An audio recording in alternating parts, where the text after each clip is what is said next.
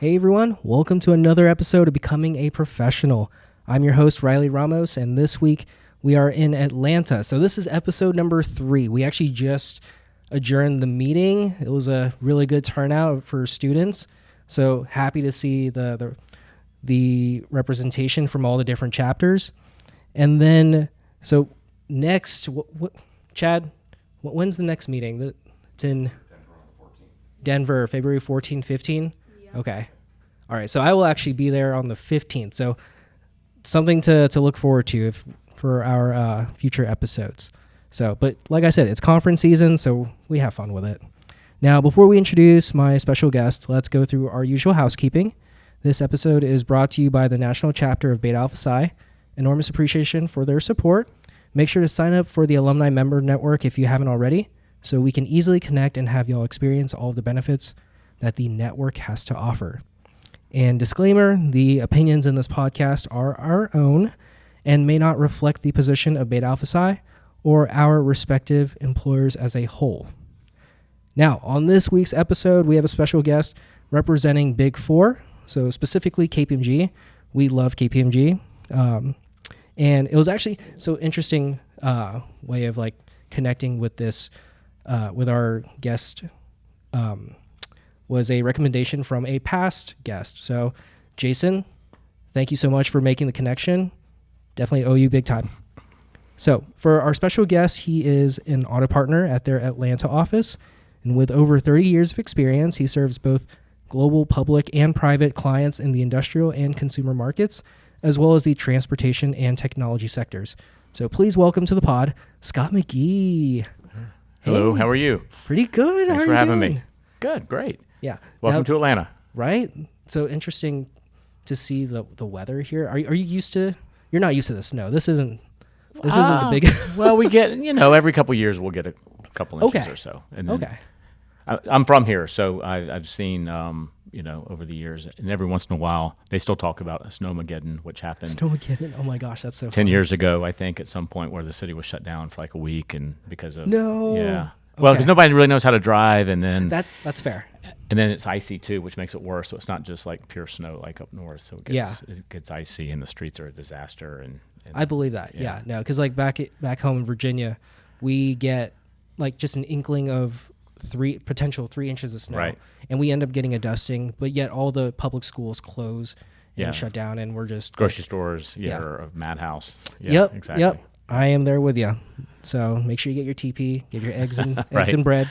But let's all like be courteous, I guess. But that'll be our snow for the year. We probably won't get another one. Oh, there you So go. it's, Okay. it's fun while it lasts, but then it goes pretty quick. Gotcha. Okay. So Scott, before we even started recording, you mentioned that you were a BAP alum. So kind of like going into that origin story. First off, where'd you go to school? What made you decide on your major? So I went to University of Georgia. So go Dogs. Ooh. In Athens. Grew up in Metro Atlanta, and then I went to Georgia.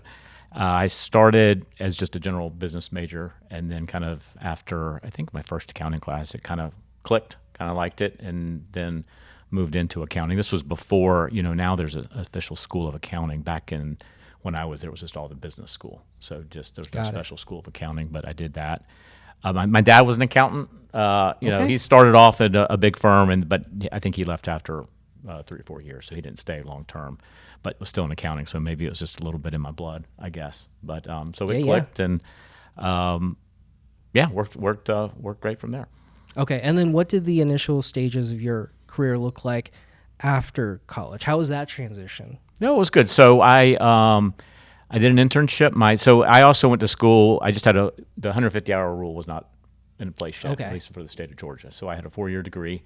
I did an internship my senior year during the busy season. It was with Arthur Andersen, and then I started full time with Andersen after I graduated, and was there for 10 years up until the Enron Andersen situation, and then I came over to KPMG, where I've been, over 20 years now. So Gotcha. ever since Andersen, so Yeah. altogether about 30 years doing the public accounting. Okay. And then kind of like a little rewind back to your college days. What was your initial exposure to BAP? What was that like? Yeah, so I think after you took a certain number of accounting classes, then you could, I guess, apply and then get initiated. And Yep. so that was the way it worked. And back in those days, everybody, when you had the events, that's when you would wear like a coat and tie usually. And none of my roommates were, accounting majors, so they would make fun of me getting dressed up to go to meetings. But then the fun part was that was the time that you would get to meet the firms. It was kind of that all the firms would go to all the meetings at that point in time, and then what you would try to do is you would hopefully get an invitation either right before the meeting or to go to dinner and meet some of the professionals, or if not, what everybody would do after the presentation was over, you'd kind of hang around and hope that you would get asked to go to dinner with one of the firms too. So now, was this like on a weekly basis? I think they weren't. I don't know if it was every week. Maybe it was during the quarter. Maybe. Okay, so they weren't necessarily not every week, but maybe once a month they would have the meetings, and so you would. Well, that's cool though. I think it was once a month, a couple times a quarter. Yeah. And I was on the quarter system back then. It wasn't even semesters, so it was on the quarter system. Yeah. Okay.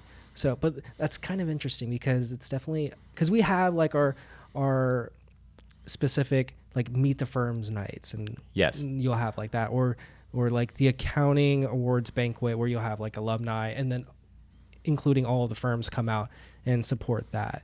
But to see like to have that like those meetings set up and have like I don't know to be able to have that networking opportunity, and then one step further, it's like okay, we had this meet the firms event, let's go out to dinner kind of thing.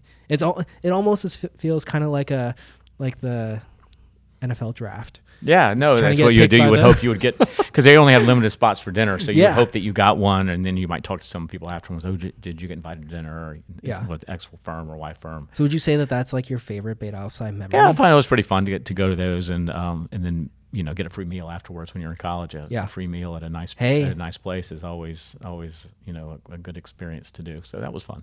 Nice. And it was six. It was the big six back when I was interviewing. Can you name the big six? So it was Pricewaterhouse and Coopers were two separate. Oh, they were okay. And then Anderson, EY, Deloitte, and KPMG.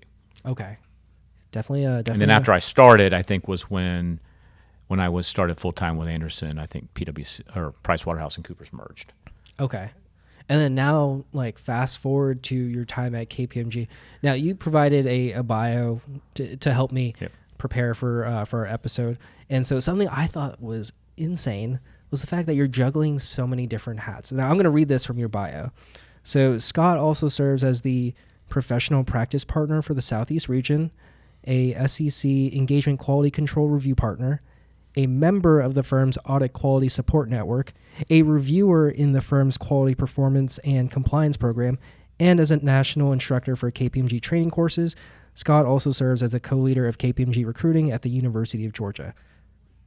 I literally have on my iPad, how? Yeah. Well, it's a time management thing. I mean, it's one of the things that you learn and get experience at and get better at over time is managing your time and allocating your time to things to do. So just, for some like the professional practice partner, so the way that KPMG is organized, we've got 10 regions within the U.S. And so the Southeast region is where Atlanta is. Essentially, we've got 16 offices from the Carolinas west to Mississippi and down to Florida, and then also San Juan, Puerto Rico. So we have 16 offices in the Southeast. And so what I do in that role is in charge of professional practice, so like the risk management side, so client acceptance, if any issues pop up from an audit quality perspective. So, we are regulated by the PCAOB, and so one of my jobs is to try to make sure that I'm enabling our partners, managers, engagement teams with the right things to make sure the audit quality is good, and that they're doing the right thing to make sure that for the inspection side that everything's in compliance. Yeah, that we're trying to get in compliance, and so that's a big effort just to make sure that the audit quality is one of the things that we're really pushing on these days, and making sure that all teams have the right tool sets to get that done. Okay. And then the SC reviewing partner essentially is a concurring partner. So all public jobs, have to have a review by a separate partner. And so I serve as a reviewing partner on a handful of engagements throughout the U.S. where I'll be a concurring partner before. So QC review. Got it. Yeah. Yeah, and then the fun stuff also. So teaching training, and then also the recruiting is just fun things to do. It helps you get connected, Okay. stay And then connected with the younger folks, which is always fun. super important too, because Yeah. I mean, you don't want to be like too like far separated from Right. the younger generation, seeing like Right. what's because it's going to be the pipeline. They're the ones who are going to be like filling in the shoes of like as people are going through their promotions. Like you got to have something to be able to, I guess, backfill. Yeah, it's my retirement, right? Making Yeah. sure that they're doing a good job.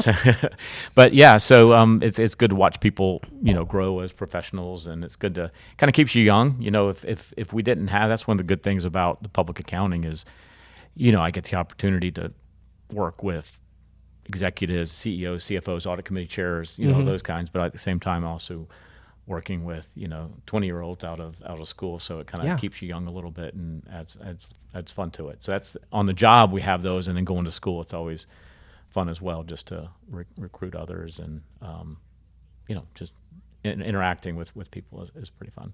Yeah. And then as far as on the national instructor side for KPMG's training courses, is that more so like is it live at the Lakehouse, or is it more like online webinars? So we have our training facility, Lakehouse, down in Orlando, where most of our live trainings are. So we do half and half. So there are some virtual trainings that everybody has to take, but then we also recognize the importance of training in person and some of the things you get out of that, not only from the training, but just interacting with people and the social skills, which I think is important for our job, interacting with clients and those types of things. So we do have in-person training as well for every level, and that's usually down at Lakehouse. And so I'll do a little bit of both. I'll do some training down at Lakehouse sometimes, and also have done some, we call it K-Learn, but essentially it's our training on our internal type training for folks. And I've also spoken at other things over the years, just for any potentially some external type things as well. Okay, gotcha. And then do you have a preference between the two, like either live or like webinar? Oh, I think live is always Live, better. yeah. Do you like feeding off the crowd? Yeah, it just makes it a little more fun. Sometimes it's, if you're doing it just by yourself on a computer, you kind of can get a little dull. Kind of just looking at the screen. So it's kind of, I think, interaction, just like work, right? We're still at a hybrid, but we think that it's a better experience for our people to be in definitely person super 3 days important. a week. Just for even if you're doing work, just interacting with people and talking with people, I think just makes it a better experience. Yeah. Well, I mean, they everybody. honestly become like your second family because you're spending so much time in the office that like having that human connection rather than like, yes, we can always message each other on Teams or whatever Right. messaging platform, but just to know that there's that person next to you that's also going through the trenches, at least back when I was in public, that, okay, we're working late nights, but we're doing this as a team. Right. Kind of Yeah, thing. it was still the same way, right? When we're in person at clients, most of the clients are still set up, at least my clients, where we do have the audit room. So we're all in different desks there together, and you interact with folks. And especially if you're out of town, then you get to spend some time with them as well. Yep. Going to dinner or just getting to know people personally. So I think it does add a lot. And the in-person thing also, I think part of our job, you learn a lot at the lower levels. Part of what you learn is not necessarily what you're doing, the task that you're doing, but listening to the partners and managers and what they're talking about, like a client issue. Even if you're not involved in it, you can hear it, and it's kind of you can learn just some of that. having that Yeah, exposure. Like you'll pick up more than what you actually know that you're or like actively listening for. Right. In the background, you'll hear things that like, okay, I've heard this before. Right. And then like pique my interest. Let me dive into into what this is like. What are the grown-ups talking about? Right. Exactly. Kind of thing. Exactly. What's going on? Because otherwise, if you're just working from home, you wouldn't get that. You do your task, and then you might miss out on some of those broader conversations. It's funny. Like it's funny too because like being in the office, like you also get like opportunities to get, I don't know, volunteer or voluntold is the right way to put this, but I definitely got pulled for like special projects that the partner would see that, okay, he's the only one here. Hey, you, come over here. He didn't say, hey, you. He said, called me by name. But he was like, hey, Riley, come over here. I have something that I think you'd be interested in and I need your help with, kind of thing. And it was definitely nothing accounting related. It was more so, okay, read this contract and do you understand what's going on? At least from someone who's not like entrenched in it, that hasn't been looking at contracts for his entire life. Like, can you understand what this payback formula is saying, and like what the client is going to get, what like party A, party B, party C, like how is this going to be broken out? And so what did I have to do? I had to like come up with an equation that, and this is back to like grade school now. It's like a summation formula of like, okay, this is what I think the contract is saying, how like the payout is going to be. And so came up with this formula. We presented it to the client, and they were like, oh, that's exactly what we're trying to say, but like in words. And so to have that, they actually included that formula in their contract. Oh, really? And then like we were able to, we presented it to the whole firm too, because there's stuff like that, like those special projects.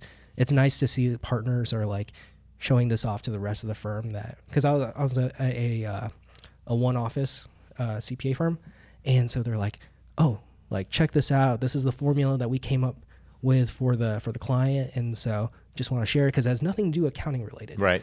But it's something that's like it's a special project kind of thing. Well, plus you can also show off to people like me that don't know some of this new technology. Yeah. Some of the things in Excel, I don't know how to do. So calling somebody in, you can show off and teach some of the older folk how to do some of these, pivot tables, all those kind of things that we don't necessarily know how to do or aren't experts on. So, you can kind of show off a little bit. Well, it's funny too that you say that, because like usually the partner would say something like, hey, I'm trying to do this. What's the formula? Or like, how do I work this workbook or manage this workbook to a point where I can give this to the client so that they don't have to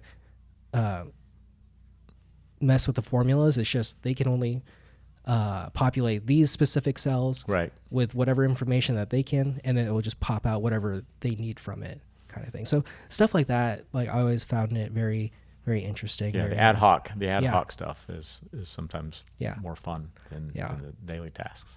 And then at least when it comes to, so back to the training piece, we actually did, right before this episode, we recorded an episode about communication and public speaking.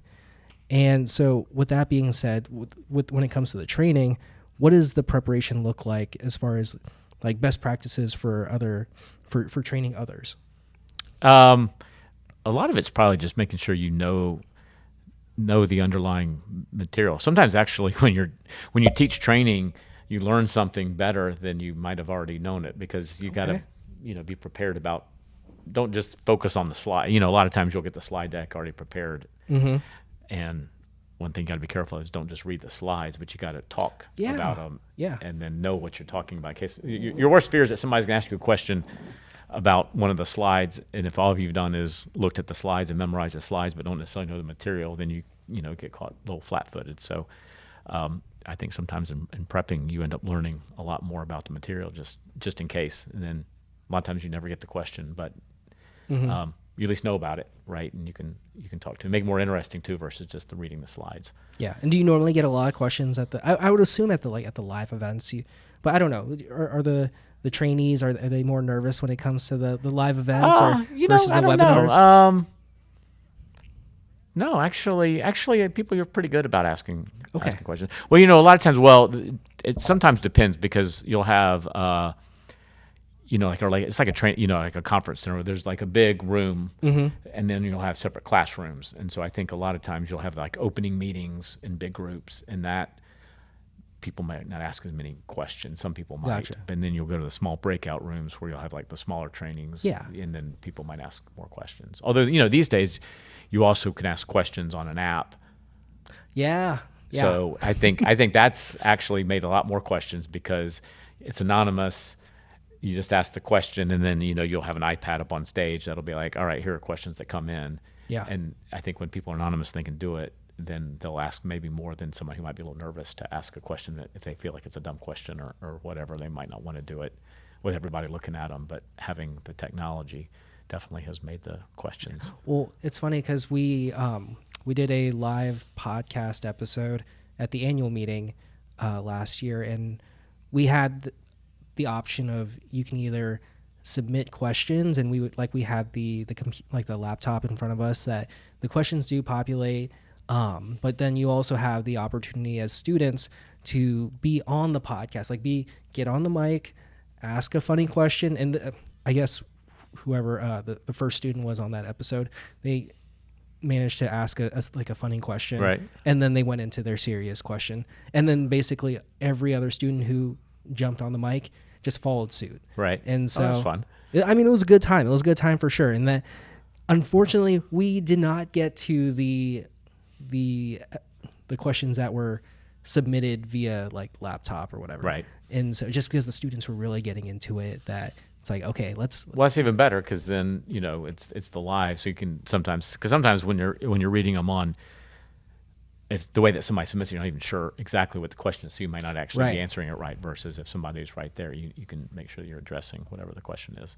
Exactly. And any sort of interaction is always a little more fun than just reading. Reading them. Well, and then also speaking of the interaction piece, you also do a lot of recruiting at the University of Georgia. Mm-hmm. And so what is it like being co-leader for KPMG's recruiting? It's fun, so there are a couple different things. We work with, or I'm on the, I'm on the accounting advisory board for University of Georgia. So in that role, get to talk to the leaders of the accounting school to figure out from their perspective what's going on. And then they'll ask us for feedback as to, what do we need to prepare our students for that maybe they're not getting at school? What are you seeing for the students that come out that maybe can help us with the curriculum? Yeah. So that's always interesting, and providing feedback on certain things. But then also it's just meeting people and interacting with people, which is always fun, and talking to them. I've got three daughters, but none of them have any interest in accounting. But I, at least in talking to other people, sometimes I'll say this to your kids, to make them think that I'm, cool or whatever with some of the newest things. So that's kind of fun too. Okay. No, I'm here for it because we have a local chapter at University of Georgia. I mean, you were part of the chapter. It's the Beta. Is it Beta Upsilon chapter? Yep.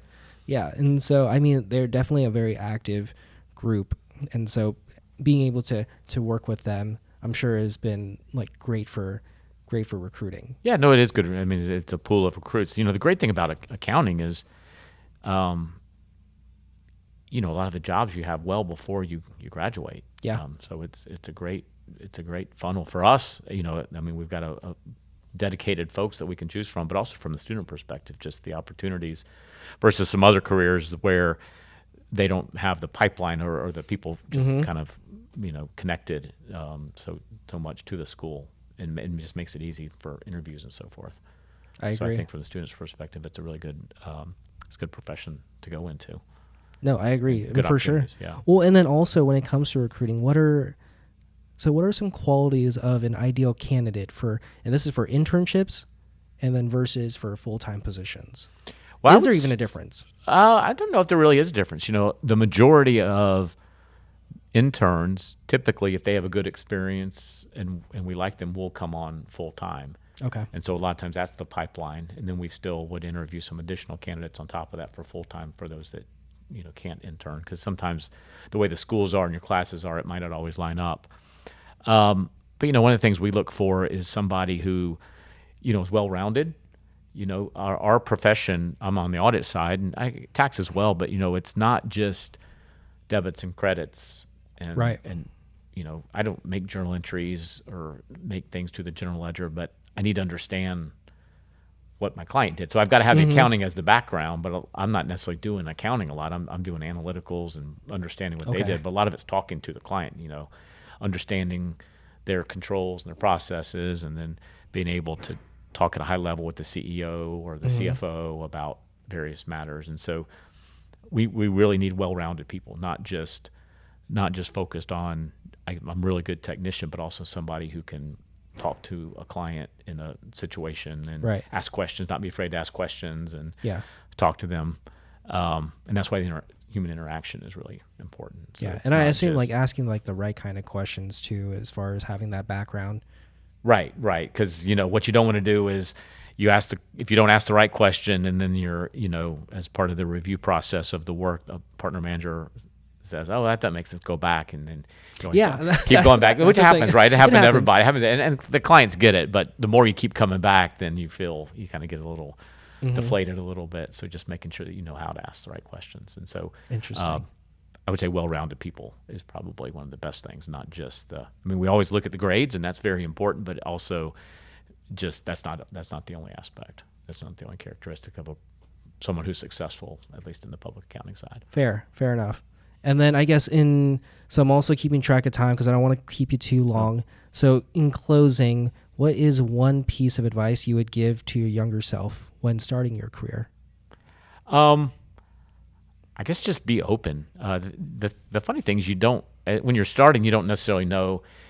It's hard to describe to people what auditing is. Like people, when you tell them you're a CPA, everybody just thinks you do tax returns, right? And I think when I was younger, I think you would first try to explain auditing, and they would kind of look at you, and then you realize that in many cases they don't necessarily even care. They're just trying to make small talk about, you do tax returns or whatever. And so now at this point, if it's somebody I don't necessarily know, or when they just say, "Oh, it's busy season," "Oh yeah, taxes," you just say, "Yeah," just to kind of let them, versus trying to explain it, because it's really hard to explain. My kids, it's hard to explain exactly what an auditor does, right? It's people think you just do math or just do tax returns or so forth, but it has given me a great opportunity, just with the clients that I've been, the places I've been. I did a rotation in New York for a couple of years with KPMG at our national office, okay. And then through my clients, I've been able to, I'm on global clients, so therefore I've got opportunities to travel, across the globe to meet with the client as well as the KPMG professionals in those countries.